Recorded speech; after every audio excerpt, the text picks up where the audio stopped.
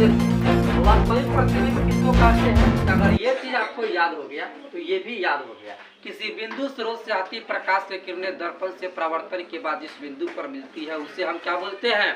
उसे उस बिंदु स्रोत का वास्तविक प्रतिबिंब कहते हैं। जैसे यहाँ पर देखिए, यह प्रकाश स्रोत है, यहाँ से प्रकाश निकल करके दर्पण पर पड़ा, ठीक है, और दर्पण से परावर्तन के बाद यह प्रकाश यहाँ पर मिला, ठीक है, तो इसको हम क्या कहेंगे? इस बिंदु का प्रतिबिंब। इस बिंदु का प्रतिबिंब कौन हुआ? ये वाला बिंदु। बात समझ में आई? दर्पण से परावर्तन के बाद जिस जौना बिंदु पर जाकर के मिलता है यह बिंदु इस बिंदु का प्रतिबिंब हो गया, ठीक है। तो इसको बोलते हम, इसको क्या बोलते हैं? वास्तविक प्रतिबिंब कहते हैं। देखो जो वास्तविक प्रतिबिंब है ना, ठीक है, इसकी विशेषता क्या है कि इसको हम पर्दा पर प्राप्त कर सकते हैं। यानी कि फिल्म उलम जो बनती है उसमें कौन सा प्रतिबिंब है? वास्तविक प्रतिबिंब है, ठीक है। हीरो ऐसे कर रहा है तो कर दो, उसका फोटो तो इसमें उल्टा बनता है। क्या बनता है? उल्टा बनता है। और देखो यहाँ पर क्या कहा? इससे प्राप्त प्रतिबिंब वस्तु की अपेक्षा हमेशा उल्टा होता है, ठीक है। आप फिल्म में देखते हैं उसका दाहिना हाथ उसके लेफ्ट में दिखाई देगा, पता है ऐसा, ठीक है। तो जो वास्तविक प्रतिबिंब है इसमें जो है इसको हम मतलब पर्दा पर प्राप्त कर सकते हैं। और दूसरा ये है कि इसमें जो प्रतिबिंब बनता है, ठीक है, जो वास्तविक प्रतिबिंब जो बना वह वस्तु से छोटा होता है। अगर वस्तु इतना बड़ा है, अगर वस्तु इतना बड़ा है तो उसका प्रतिबिंब इतना बड़ा बनेगा। वस्तु से छोटा बना कि नहीं बना? बना, ठीक है। जैसे आप इतने बड़े हैं, आपका फोटो कितना बड़ा आता है? इतना बड़ा भी हो सकता है, इतना बड़ा भी हो सकता है, ठीक है। तो वास्तविक प्रतिबिंब हमेशा क्या होता है? वस्तु से छोटा होता है। यानी कि जिस भी वस्तु का आप फोटो खींच रहे हैं उसका फोटो वस्तु के तुलना में छोटा होता है, ठीक। अब काल्पनिक प्रतिबिंब की बात करें तो किसी बिंदु स्रोत से आती प्रकाश की किरणें दर्पण से परावर्तन के बाद जिस बिंदु से आता हुआ हमको लगता है कि वह उसी बिंदु से आ रहा है। यानी कि प्रकाश यहाँ से टकराया, ठीक है, प्रकाश यहाँ से निकला, दर्पण पर पड़ा, दर्पण से टकराया और हमको लगा, यहाँ पर हम खड़ा थे तो हमको लगा कि यह प्रकाश यहाँ से आ रहा है। कहाँ से आ रहा है?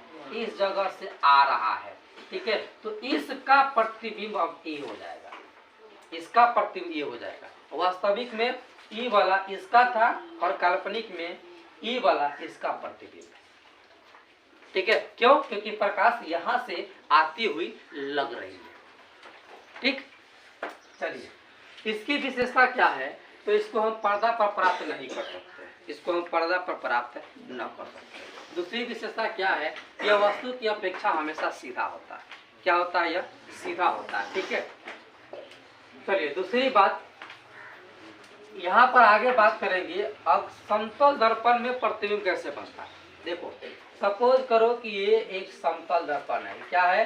एक समतल दर्पण है। इसमें वस्तु जितना आगे होगा इसका प्रतिबिंब उतना ही पीछे बनेगा। यहाँ पर वस्तु है, प्रतिबिंब यहाँ पर बना, ये है आगे की दिशा, ये क्या है? आगे है, और ये क्या है? पीछे है, ठीक है। समतल दर्पण में कोई भी वस्तु दर्पण से जितना आगे होता है उसका प्रतिबिंब दर्पण के उतना ही पीछे बनता है, ठीक है। चलिए आगे बात करेंगे। समतल दर्पण में जो प्रतिबिंब बनता है, जो तस्वीर बनता है, उस तस्वीर की विशेषता क्या है? समतल दर्पण में जो प्रतिबिंब बनता है वह प्रतिबिंब कहाँ बनता है? पहली बात दर्पण के पीछे। कहाँ बनता है? दर्पण के पीछे। दूसरी बात यह वस्तु के आकार के बराबर होता है। समतल दर्पण में जो तस्वीर बनता है ना, अगर वस्तु इतना बड़ा है तो समतल दर्पण में भी इतना ही बड़ा उसका फोटो बनेगा, ठीक है। मतलब ये कि समतल दर्पण में बना प्रतिबिंब वस्तु के बराबर होता है। क्या होता है? वस्तु के बराबर होता है। अगली बात, यह वस्तु की अपेक्षा सीधा होता है। समतल दर्पण में जो प्रतिबिंब बनता है, ठीक है, वह वस्तु की अपेक्षा क्या होता है? सीधा होता है। यानी कि समतल दर्पण में बना प्रतिबिंब सीधा होता है, वह उल्टा नहीं होता, सीधा होता है। दूसरी बात, समतल दर्पण में जो प्रतिबिंब बनता है वह काल्पनिक होता है, आभासी होता है, वह वास्तविक प्रतिबिंब नहीं होता है। ठीक है, समतल दर्पण में बना प्रतिबिंब कैसा होता है? वो आभासी या काल्पनिक। उसके बाद इसको हम पर्दा पर प्राप्त नहीं कर सकते हैं।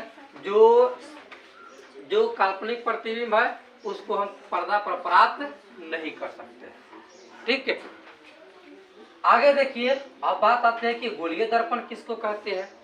गोलीय दर्पण किसको कहते हैं? तो जिस दर्पण का परावर्तक सतह किसी खोखले गोले का एक भाग होता है उसे गोलीय दर्पण कहते हैं। अब देखो, एक मैंने गोला लिया, ये क्या है? गोला लिया, और ये इसका परावर्तक सतह हो गया। ये क्या है? इसका परावर्तक सतह। परावर्तक सतह कहने का मतलब कि यह एक ऐसा सतह है जहाँ पर प्रकाश पर करके वापस लौट जाती है, यानी कि प्रकाश पड़ता है और उससे परावर्तित हो जाता है। तो जिस सतह से प्रकाश परावर्तित होता है हम उसको परावर्तक सतह कहते हैं। बुझ गया? तो गोलीय दर्पण का जो परावर्तक सतह है वह एक खोखले गोले का भाग होता है। ये खोखला गोला है। ये कैसा है? खोखला गोला। इसके बीच में कुछ नहीं है, ये खोखला है, इसके बीच में कुछ नहीं है, यह खोखला है।